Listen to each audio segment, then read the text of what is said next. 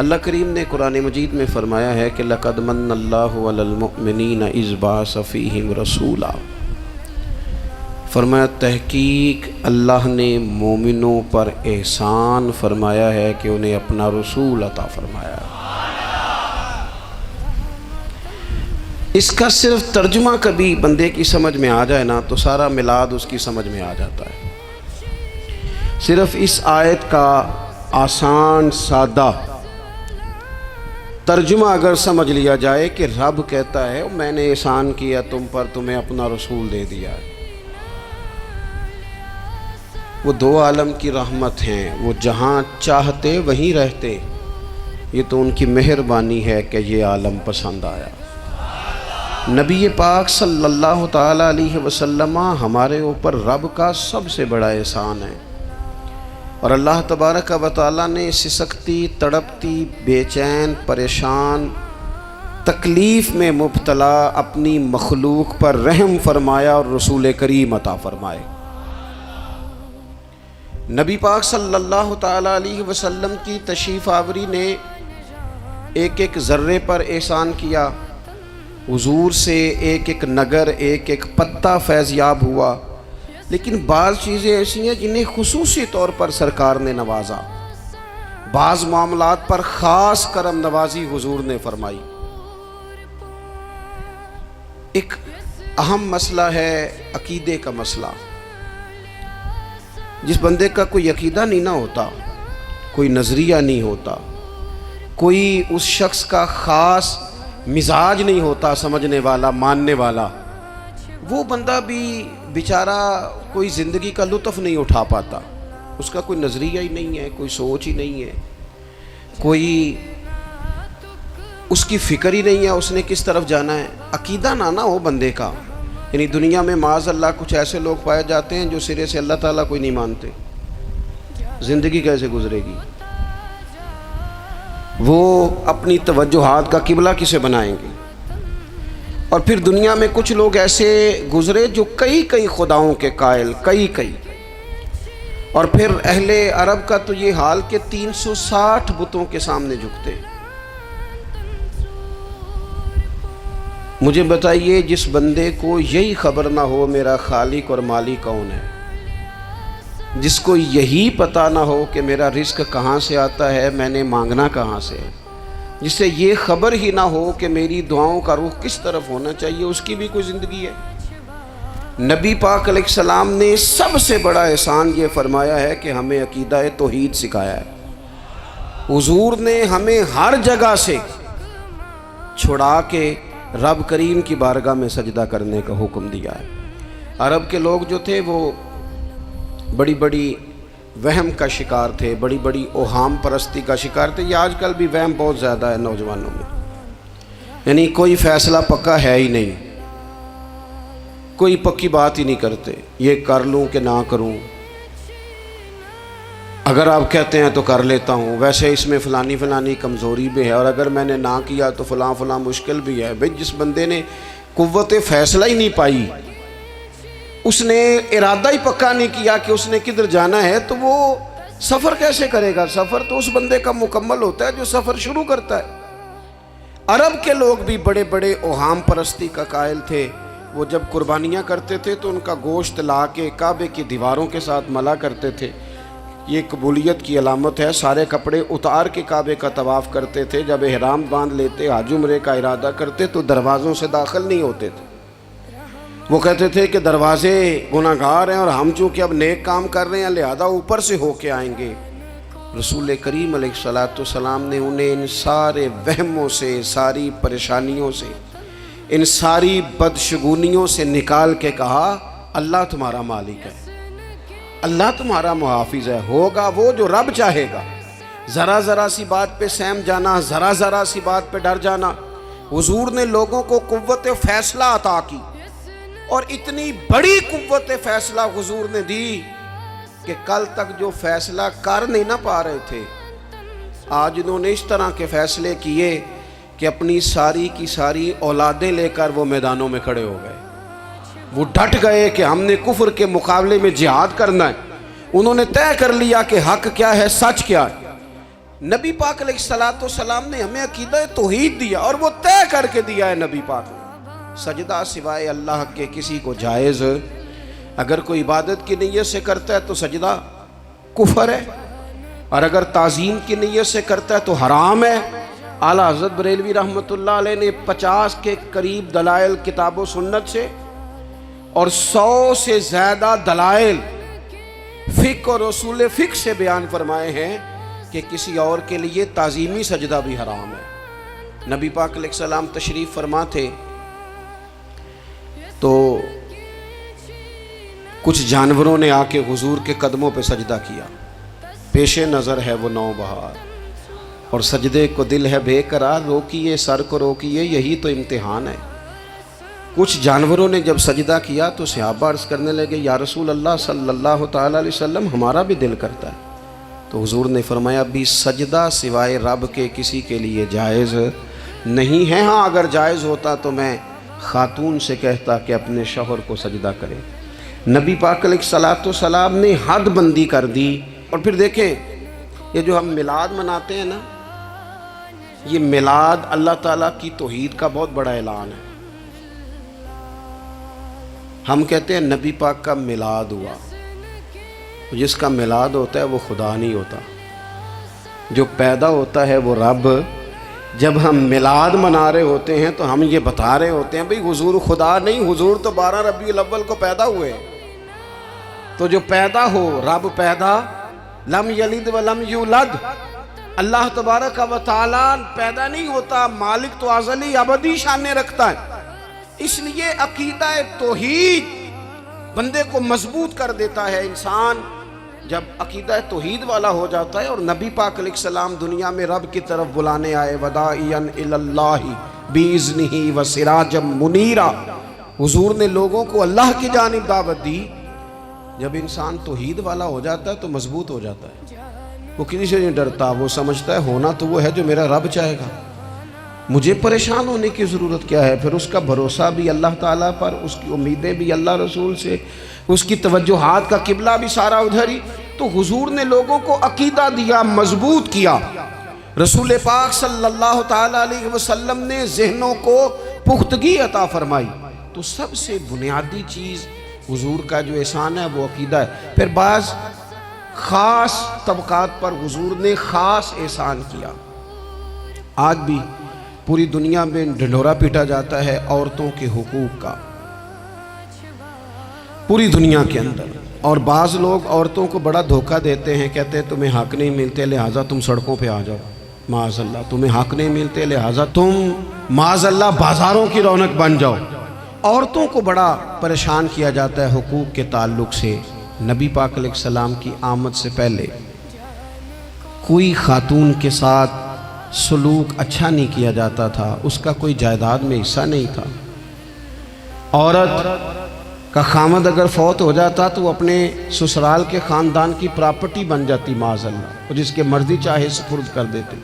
ہندوستان کے بعض علاقوں میں ایسی کبھی رسمیں بھی پائی جاتی تھی کہ بعض عورتیں اپنے خامد کے ساتھ جل جانا مناسب سمجھتی تھی کہ بعد میں کوئی زندگی تو ہوگی نہیں، اور بیوہ خاتون اور طلاق یافتہ خاتون، اس کے بارے میں تو لوگوں کا خیال تھا کہ شاید یہ خاتون بالکل سوسائٹی اور سماج کا حصہ ہی نہیں ہونی چاہیے۔ قربان جائیں، یہ اعزاز میرے نبی پاک نے دیا ہے۔ حضور نے پہلی شادی ہی اس خاتون سے کی ہے جن کا پہلے بھی نکاح ہو چکا تھا، اور خاتون کو حضور نے حقوق دیے، جائیداد میں حصہ دیا۔ کہا جو بیٹیوں کی بہنوں کی پرورش کر کے آئے گا اور اچھی پرورش کر کے انہیں روانہ کر دے گا، جس طرح میری 2 انگلیاں جڑی ہوئی ہیں میرے ساتھ جڑ کے جنت میں جائے گا۔ اور ایک روایت میں فرمایا کہ جب کسی کے ہاں بیٹی پیدا ہوتی ہے نا تو اللہ فرشتوں کو بھیجتا ہے، اور وہ اس کے گرد کھڑے ہو جاتے ہیں اور گھر والوں کو سلام کہتے ہیں، اور کہتے ہیں یہ ضعیفہ ایک ضعیفہ سے پیدا ہوئی ہے، یہ کمزور یعنی صنف کے لحاظ سے کمزور نازک بچی ایک نازک ماں سے پیدا ہوئی ہے۔ فرشتے کہتے ہیں جو اس کی پرورش کرے گا نا اللہ قیامت تک اس کی مدد کرے گا، اس کی ہمیشہ مدد ہوتی رہے گی۔ اور نبی پاک صلی اللہ تعالیٰ علیہ وسلم کی خدمت میں آ کے جب خواتین نے کہا تو نا یا رسول اللہ ہمارے تو دین دنیا کے معاملات میں مردوں کے تعلق سے کمزوری ہے، کئی دن تو ہم ویسے نماز نہیں پڑھ سکتی مہینے میں، کئی دن تو ہم ویسے عبادات کے قریب نہیں جا سکتی، جہاد پہ ہم نہیں جاتی، گواہی ہماری مردوں کے برابر نہیں، تو یا رسول اللہ صلی اللہ علیہ وسلم ہمارا بھی کوئی اعزاز ہے؟ تو حضور نے فرمایا جب کوئی خاتون حاملہ ہوتی ہے نا تو اللہ اسے اتنا ہی ثواب دیتا ہے جتنا جہاد کرنے والے کو ثواب دیتا ہے، اور جب بچہ پیدا ہوتا ہے تو اللہ تعالیٰ اسے شہادت کا درجہ عطا کرتا ہے، اور جب وہ بچوں کو دودھ پلاتی ہے تو رب اسے غلام آزاد کرنے کا ثواب عطا کرتا ہے۔ ایک دفعہ نا نبی پاک صلی اللہ تعالیٰ علیہ وسلم کی خدمت عالی مرتبت میں حضرت عائشہ صدیقہ رضی اللہ تعالیٰ عنہ نے ایک واقعہ عرض کیا، عرض کی حضور آج میرے ساتھ عجیب معاملہ ہوا، میں گھر میں اکیلی تھی تو ایک خاتون 2 بیٹیوں سمیت آئی، اس نے کہا کہ میں بھی بھوکی ہوں، میری بیٹیاں بھی پریشان ہیں، کھانا نہیں کھایا۔ سیدہ پاک کہتی ہیں یا رسول اللہ میرے پاس بھی 3 کھجوریں تھیں گھر میں پڑی، یہ 2 جہاں کے شاہ ہیں پر پاس کچھ رکھتے نہیں، اور 2 جہاں کی نعمتیں ہیں ان کے خالی ہاتھ میں۔ فرماتی ہیں وہ 3 کھجوریں میں نے ان 3 ماں بیٹیوں کو دے دی، ماں نے پہلے ایک کھجور دونوں بیٹیوں کو دی، پھر بچیاں وہ کھجور کھا کے ماں کی طرف دیکھنے لگی تو جو کھجور ماں کے پاس تھی اماں نے اس کے بھی 2 حصے کر کے بیٹیوں میں بانٹ دیے۔ حضرت عائشہ عرض کرنے لگی یا رسول اللہ میں نے یہ بڑا نرالا رنگ دیکھا ہے، ماں کا اپنے بچوں سے پیار کا انداز۔ تو حضور نے کیا فرمایا؟ نبی پاک علیہ الصلوۃ والسلام فرمانے لگے سن پھر اللہ تعالیٰ نے اس عورت پر جنت کو واجب کر دیا ہے، فرمایا اللہ نے اسے جہنم سے دور کر دیا جو بیٹیوں کے معاملے میں آزمایا گیا، اور جس نے پھر ان کے ساتھ اچھا سلوک کیا۔ اپنا حضور کا عمل یہ تھا کہ حضور کی بڑی صاحبزادی سیدہ زینب رضی اللہ تعالیٰ عنہ یہ حضور کی سب سے بڑی صاحبزادی ہیں، یہ بخاری میں آپ کو ملے گا کہ ان کی بیٹی جناب امامہ بنت زینب چھوٹی سی عمر تھی، تو جب حضور نماز کے لیے آتے تھے تو نواسی کو اٹھا کے ساتھ لے آتے تھے، اور وہ حضور نماز پڑھتے تھے تو وہ نبی پاک کے کندھوں پہ کھیلتی تھی۔ حضور نے عملاً بیٹیوں سے پیار کرنا سکھایا، بیٹیوں سے محبت کریں، بیٹیوں سے پیار کریں۔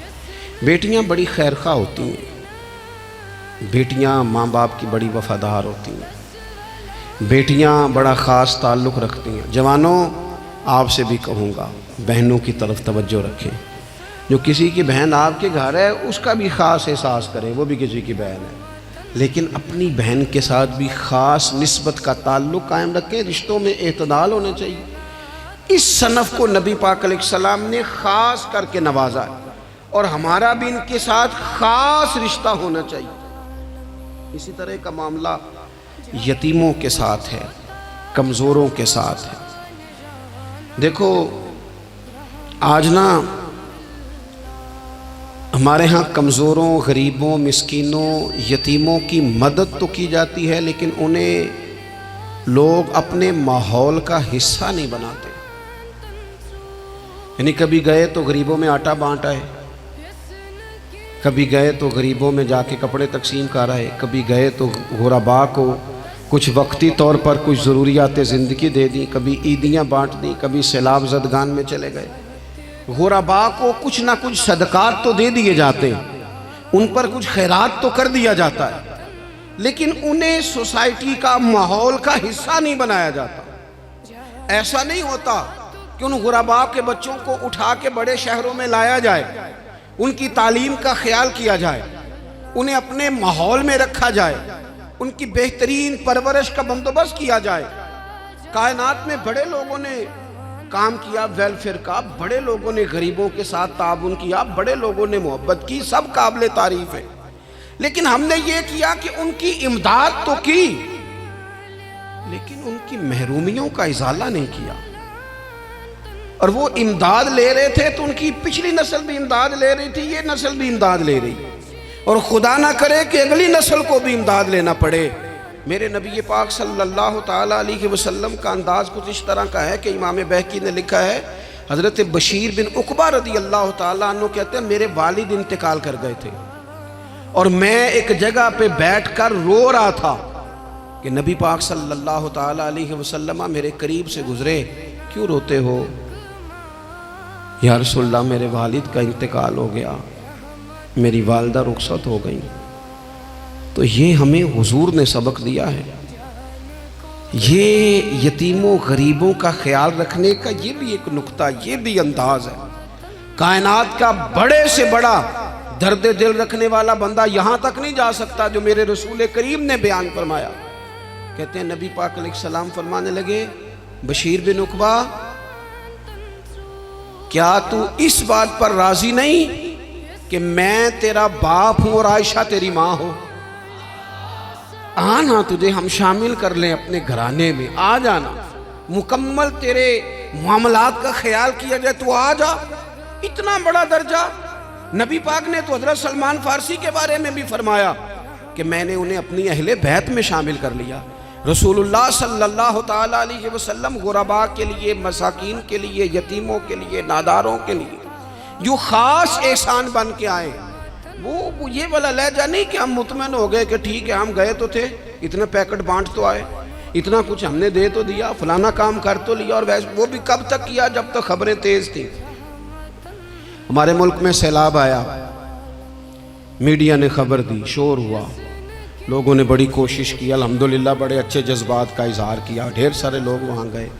میں آپ سے پوچھتا ہوں کہ کیا سیلاب زدگان سارے اپنے اپنے گھروں میں چلے گئے؟ ان کے گھر بن گئے؟ لیکن ہمارے جذبے کیوں ٹھنڈے ہو گئے؟ اس لیے کہ خبریں ٹھنڈی ہو گئی۔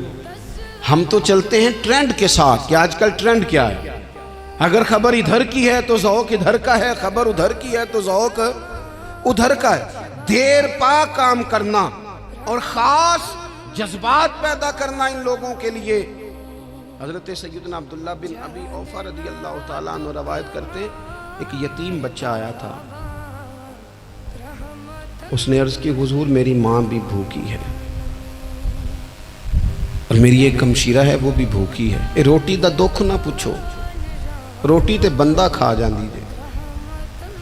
یہ جو بھوک ہوتی ہے نا، بھوک، بہت سارے لوگ نا، میں ایک شادی میں تھا تو وہاں ایک دو لوگ کھانا کھا رہے تھے، تو بعض لوگ انہیں دیکھ دیکھ کے مذاق کر رہے تھے، ویڈیو بنا رہے تھے، کہتے دیکھو کھانا ہی نہیں آتا، کیا انداز ہے، سارا ان کا منہ جو ہے وہ کھانے سے بھر گیا، ہاتھ دیکھو کہاں تک ان کے لتھڑ گئے، کیا انداز ہے۔ تو میں نے کہا تم ان کے کپڑے بھی تو دیکھو نا، انداز، بیٹھنا اٹھنا، کپڑے پہننا، یہ غریبی کا پتہ دیتے ہیں۔ بھوک جب تیز لگی ہو پھر کھانے کے آداب لوگوں کو یاد نہیں رہتے۔ غربت نے میرے بچوں کو تہذیب سکھا دی، اب وہ سہمے ہوئے رہتے ہیں، شرارت نہیں کرتے۔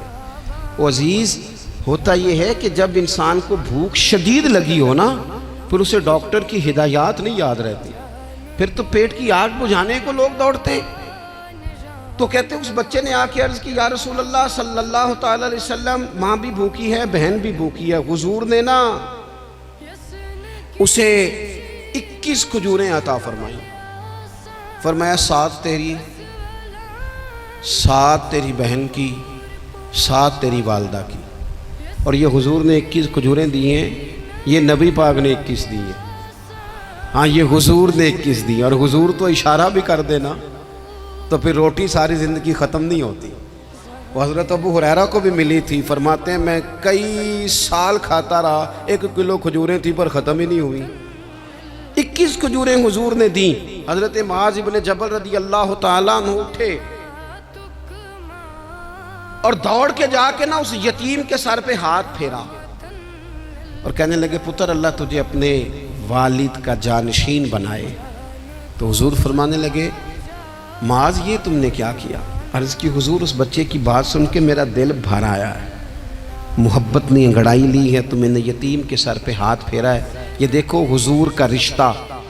نبی کریم فرمانے لگے، سن پھر جس نے کسی یتیم کے سر پر محبت سے ہاتھ ہی پھیر دیا نا، تو اللہ ہر بال کے بدلے اسے ایک نیکی بھی عطا کرے گا، ایک گناہ بھی معاف کرے گا، اور ایک درجہ بھی بلند فرمائے گا۔ چلو ہاتھ ہی پھیر دیا، تو نے کچھ تو کیا یتیم کے ساتھ، تیرا کوئی تو اس سے رشتہ ہوا۔ اور تیسرا طبقہ ہے غلاموں کا، مسکینوں کا، غریبوں کا۔ میں اور آپ اس ملک میں رہتے ہیں جہاں کچھ لوگوں کو کھانا بھی نہیں وقت پہ ملتا، اور کچھ لوگ 5 لاکھ روپیہ گاڑی کا اس لیے اضافی دے دیتے ہیں کہ مجھے ذرا نا نیو ماڈل جلدی چاہیے۔ یعنی ایک طرف ملک کی حالت یہ ہے کہ بعض لوگوں کے پاس پیسے نہیں ہیں کہ بچوں کی فیس بھر سکے، لیکن دوسری طرف حال یہ ہے کہ نئے ماڈل کا موبائل اگر مارکیٹ میں آتا ہے تو وہ ختم ہو جاتا ہے، ملتا ہی نہیں، وہ شارٹ ہو جاتا ہے۔ کچھ لوگوں نے اس طرح کیا ہے کہ انہوں نے یہ سمجھا ہے کہ دولت شاید موج کرنے کے لیے ہمیں دی گئی ہے، ہم طرح طرح کے کھانے کھائیں، طرح طرح سے چیزیں اوڑیں، طرح طرح کے معاملات کریں، انہوں نے یہ طے کر لیا ہے۔ اس کا نقصان کیا ہوا ہے؟ اس کا نقصان یہ ہوا ہے کہ کچھ لوگ غربت کی سطح سے نیچے آ گئے ہیں بیچارے۔ نبی پاک کا جو احسان ان غریب لوگوں پر ہے، حضور علیہ السلام کے پاس نا حضرت عبداللہ ابن عمر روایت کرتے ہیں اور طبرانی میں موجود ہے، حضور کے پاس نا 10 دینار تھے۔ ہمارے پاس بھی پیسے ہوتے ہیں نا، لیکن وہ کچھ ہوتے ہیں ہمارے کھانا کھانے کے لیے، کچھ ہوتے ہیں آئس کریم کھانے کے لیے، کچھ اس لیے ہوتے ہیں کہ آج میری مرضی دا نہیں پکا، لہذا میں نے، ہمارے ایک دوست ہیں وہ کہتے ہیں کہ آج کل یہ ماحول بن گیا ہے کہ بچے اگر کہتے ہیں نا کھانا میری مرضی کا نہیں، تو اماں کہتی ہے جا تو برگر کھا لے۔ کہتے ہیں ہمارے دور میں یوں نہیں ہوتا تھا، اگر ہم کہتے تھے نا کھانا میری مرضی کا نہیں تو پھر ہمیں ڈبل چیز کھانے کو ملتی تھی، ایک مار بھی کھانا پڑتی تھی اور وہ کھانا بھی کھانا پڑتا تھا۔ اور پھر کچھ پیسہ لوگوں نے صرف اس لیے سنبھال کے رکھا ہوا ہے کہ جو اضافی چیزیں ہیں نا، اضافی، میرا ویسے تجربہ نہیں ہے اور نہ میں نے زیادہ گہرائی سے دیکھا ہے، بس مجھے بتایا گیا ہے، اور پتہ نہیں اب بات درست ہے کہ نہیں، مجھے بتایا گیا ہے کہ پہلے لڑکیاں بیوٹی پارلر جاتی تھی، اب سنا ہے لڑکے بھی جاتے ہیں۔ اب خدا جانے یہ بات سچ ہے کہ غلط ہے۔ یہ جو اضافی اخراجات ہیں نا، یہ اگر ہم تھوڑے سمیٹ لیں، یعنی مولا علی شیر خدا کرم اللہ تعالی وجہہ الکریم مزدوری کر کے نکلے تو 2 کلو کھجوریں تھیں، حضور بس فرمانے لگے 1 کلو میرے بچے کھائیں گے اور کلو مدینے کے غریب بچے کھائیں گے، یعنی کل 2 کلو ظاہری طور پر کھجوریں ہیں، اس میں بھی دوسروں کا حصہ۔ ہمارے پاس جو مال آتا ہے اگر تھوڑا سا نا ہم اسے یہ نہ سمجھ لیں کہ میرا ہی حق ہے، کسی کو اس میں سے ایک لقمہ بھی نہیں ملنا چاہیے، اگر ہم تھوڑا سا نا دل کشادہ کریں تو 3 لوگوں کا کھانا 4 بھی کھا سکتے ہیں، 4 کا کھانا 5 بھی کھا سکتے ہیں، 6 کا کھانا 7 کا کھانا 10 بھی کھا سکتے ہیں۔ شرط یہ ہے کہ دل کشادہ ہو، دل دریات سمندروں ڈونگے کون دلاں دیا جانے، تھوڑی سی نا کشادگی پیدا کی جائے۔ حضرت عبداللہ ابن عمر کہتے ہیں نبی کریم علیہ السلام کے پاس نا 10 دینار تھے، ویسے تو کائنات ہی میرے نبی کی مٹھی میں ہے، لیکن ظاہری طور پر 10 دینار تھے۔ حضور ایک دکان پہ گئے، 4 دینار کا حضور نے ایک جوڑا خریدا، کپڑے خریدے، وہ قمیض حضور نے پہنی، تو ایک انصاری آگے بڑھ کے عرض کرنے لگے حضور میرا بڑا دل کر رہا ہے، یہ مجھے نہیں دے دیتے آپ؟ تو حضور خوش ہو گئے، یہ میرے محبوب کا دروازہ ہے کہ جب کوئی مانگتا ہے تو حضور خوش ہو جاتے ہیں۔ نبی کریم سے مانگا اس شخص نے تو حضور خوش ہو گئے، اور محبوب نے وہ کرتا، وہ کپڑے اتار کے اس انصاری کو عطا کر دیے، اور 4 دینار کے اور خرید لیے، باقی بچے 2 دینار۔ نبی کریم وہ لے کے نکلے، رخصت ہوئے گھر جانے کے لیے، تو رستے میں خاتون کو روتے ہوئے دیکھا، حضور رک گئے، فرمایا کیوں رو رہی ہو؟ عرض کرنے لگی یا رسول اللہ صلی اللہ تعالی علیہ وسلم میں فلاں آدمی کی کنیز ہوں، نوکرانی ہوں، اس نے آٹا لینے بھیجا تھا 2 دینار کا، وہ 2 دینار گم ہو گئے، حضور نے 2 دینار اسے عطا کر دی، وہ دیے تو پھر رو رہی تھی، فرمایا اب کیوں روتی ہو؟ کہنے لگی یا رسول اللہ ڈرتی ہوں دیر بڑی ہو گئی یا مار ہی نہ پڑے۔ تو حضور نے فرمایا چل نہ میں تیرے ساتھ چلتا ہوں۔ حضور ان کے گھر گئے، وہ اہل ایمان کا گھر تھا جن کی وہ کنیز تھی، جا کے کہا السلام علیکم، اندر سے جواب ہی نہیں آیا، پھر فرمایا السلام علیکم، کوئی جواب ہی نہیں آیا۔ محبوب کا طریقہ مبارکہ تھا 3 دفعہ دستک، پھر واپسی، تیسری دفعہ کہا السلام علیکم تو وہ سارے بول پڑے وعلیکم السلام یا رسول اللہ۔ حضور ماں باپ قربان، تو حضور فرمانے لگے میں نے پہلے بھی 2 دفعہ سلام لیا، بولا کوئی نہیں۔ کہا یا رسول اللہ اپنے نصیب تھے نا کہ ہم پہ سلامتیاں بھیج کون رہا ہے، ہم نے سوچا ذرا 3 دفعہ مل جائے سلامتی، ذرا مل جائے نا، حضور سلامتی بھیج رہے ہیں تو آتی رہے نا۔ تو محبوب کریم علیہ السلام فرمانے لگے یہ تمہاری کنیز وہاں کھڑی رو رہی تھی، اس بیچاری کے 2 دینار گم ہو گئے تھے، اسے دوبارہ سامان لاتے کچھ دیر ہو گئی، اس پر سختی نہ کرنا، مارنا نہ۔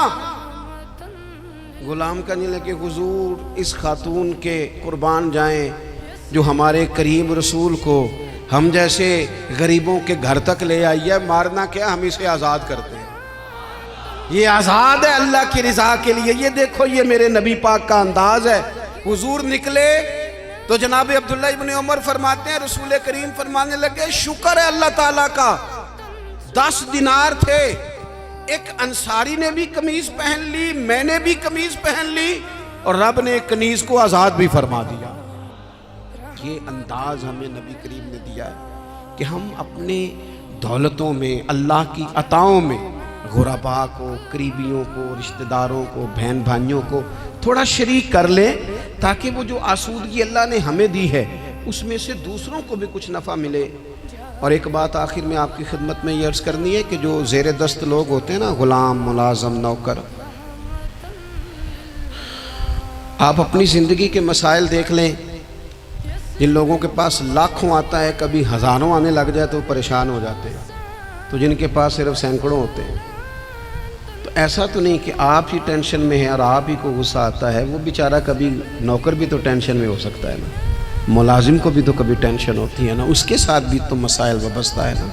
حضرت سیدنا ابو مسعود انصاری رضی اللہ تعالیٰ عنہ بیان کرتے ہیں کہ مجھے اپنے غلام پہ غصہ آیا تو میں اسے مار رہا تھا، نبی کریم تشریف لے آئے، حضور نے ایک جملہ کہا تو میں رو پڑا۔ حضور فرمانے لگے جتنا اختیار تجھے اس پر حاصل ہے نا، اس سے کہیں بڑھ کر رب کو تیرے اوپر اختیار حاصل ہے، لہٰذا اللہ سے ڈر، اس کے معاملے میں اللہ سے ڈر۔ اور پھر حضور تو صرف غلام نہیں، جانوروں کے حق تک کا خیال فرماتے۔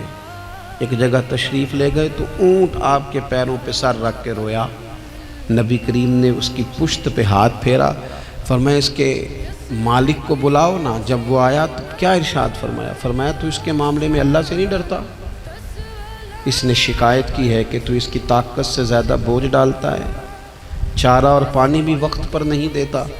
یہ حضور کے احسانات ہیں، ہمیں ان احسانات کا خاص خیال رکھنا چاہیے۔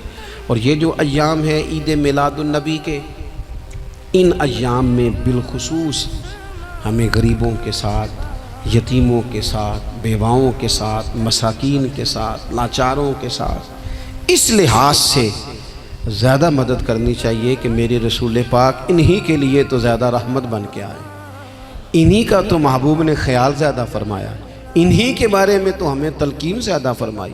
وہ اپنے پرائے کا غم کھانے والا، مرادیں غریبوں کی بھر لانے والا، مصیبت میں غیروں کے کام آنے والا، وہ نبیوں میں رحمت لقب پانے والا۔ تو نبی پاک علیہ السلام کے غلاموں، یہ ہمیں سیکھنا ہے، اس پر ہمیں عمل کرنا ہے۔ اللہ کریم کی بارگاہ میں دعا ہے اللہ ہماری حاضری کو قبول فرمائے۔ آخر دعوانا ان الحمدللہ۔